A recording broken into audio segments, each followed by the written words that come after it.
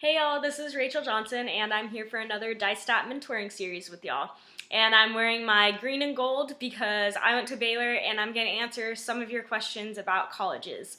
A couple of y'all have answered or asked some questions about colleges, so I'm going to go through kind of what my process is and maybe some tips that'll help you out hopefully in the future. But before I do that, I'm going to show y'all this again. This is my blog, rachrunstheworld.wordpress.com.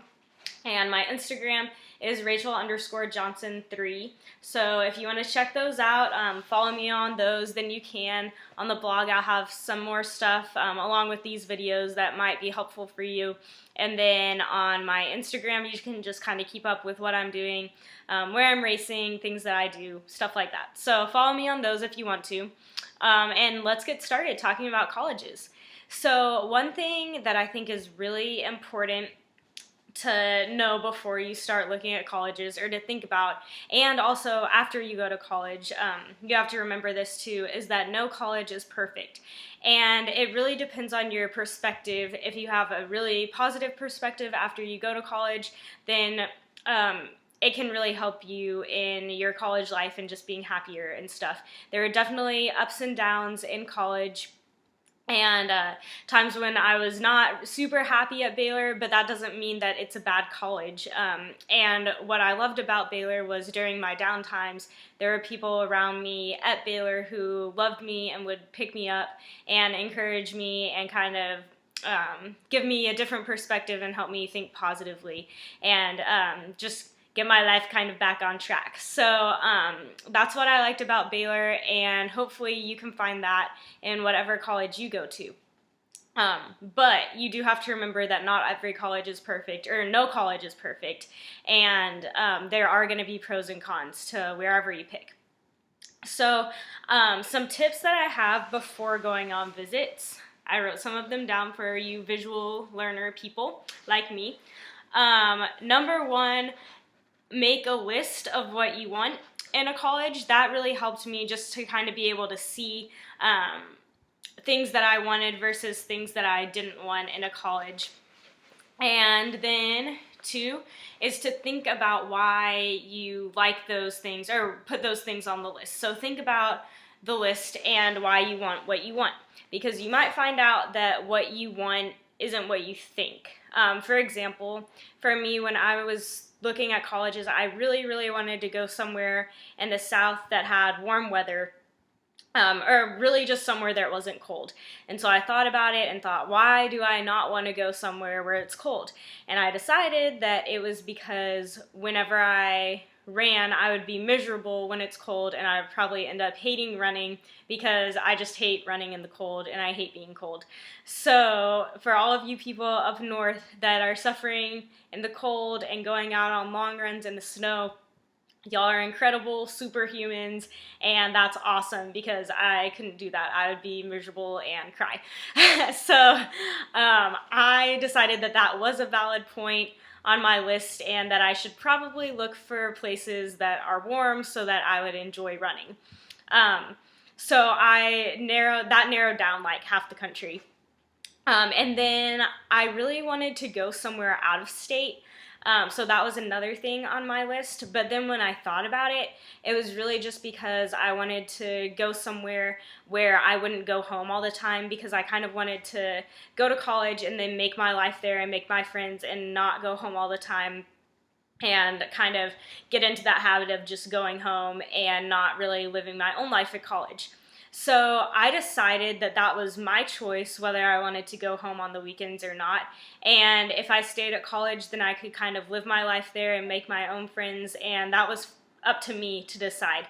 So I decided to take that point off of my list, and I'm glad that I did, because Baylor is in Texas, and I'm from Texas, so that would be in-state for me.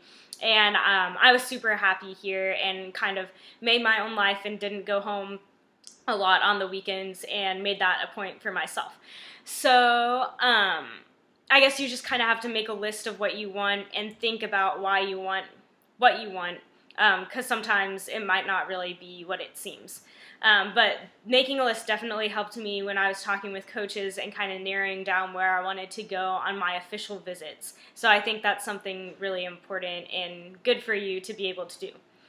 So then you go on your visits, and then after you do that, make another list of pros and cons, or at least that's what I would do, and kind of reevaluate and think, okay, what's good about the schools and what's bad about them, or what don't I like?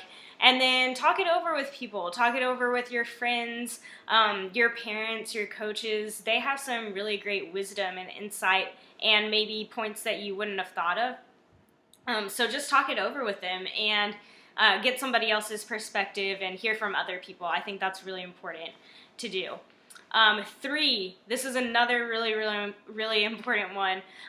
Look at the big picture. Look at the academics of the school. Look at the kind of personality of the school and see if you really would fit in there and if you enjoy it. And one thing to think about is, would I enjoy being at this school if I weren't running? And that's kind of hard to think about because I know you really want to run probably while you're at this school, but if you got injured or had to redshirt a season, what would that look like, and would you still enjoy being at the school? And for me, this year, I ran out of eligibility, and I am still here running, but not for Baylor anymore. But I really love Baylor as a school. My professors are awesome. I enjoy my classes and my major and just the people here. So it's a great place for me because I enjoy the school and I really enjoyed the team and coach while I was here. But big picture, I love the school and where I was at.